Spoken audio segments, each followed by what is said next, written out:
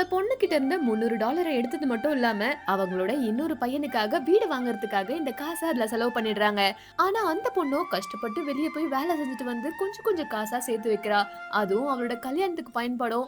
அதுக்கப்புறமா அவ கல்யாணத்துக்கு அப்புறமா அவங்க வீடு ஏதாவது வாங்குனாங்கன்னா அந்த காசு அதுக்கு தேவைப்படும் அப்படின்றதுக்காக அது சேர்த்து வச்சிருப்பா. வீட்ல தன்னோட பேரண்ட்ஸ் வந்து இந்த மாதிரி இந்த விஷயத்த சொன்னதுமே இவளுக்கு எப்படி ரியாக்ட் ஆகுறதுன்னு தெரியாம இவளுக்கு ரொம்ப கஷ்டமா போகுது. சரி வீடெல்லாம் வாங்கிட்டாங்க. ஆனா இவளுக்காக அந்த வீட்ல ஒரு ரூம் கூட விடவே இல்ல.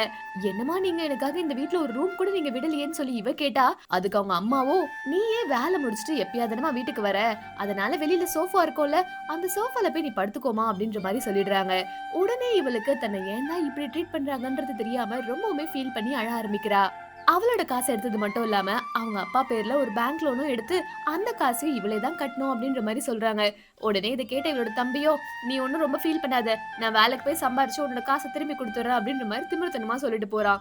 இவளும் அழுதுட்டே என்ன பண்றதுன்னு தெரியாம தன்னோட லவ்வர் கிட்ட போய், "இந்த மாதிரி ஆயிடுச்சுடா. நம்ம கல்யாணத்துக்காக சேர்த்து வச்ச காசெல்லாம் இப்படி பயன்படுத்திட்டாங்கடா" அப்படின்னு சொல்லி ஃபீல் பண்ணி அழறா. ஆனா இவளோட ஃபீலிங்ஸ கூட கொஞ்சம் கூட பெருசா மதிக்காத அவன், "என்ன நீ இப்படி போய் பணத்த விட்டுட்டு வந்துட்டியே" அப்படின்ற மாரி அவள திட்டினது மட்டும் இல்லாம பயங்கரமா ஹர்ட் பண்றான். உடனே அவளும் அங்க இருந்து போய் தன்னோட பெஸ்ட் ஃப்ரெண்ட் கிட்ட உட்கார்ந்து பயங்கரமா புலம்ப ஆரம்பிக்கிறா.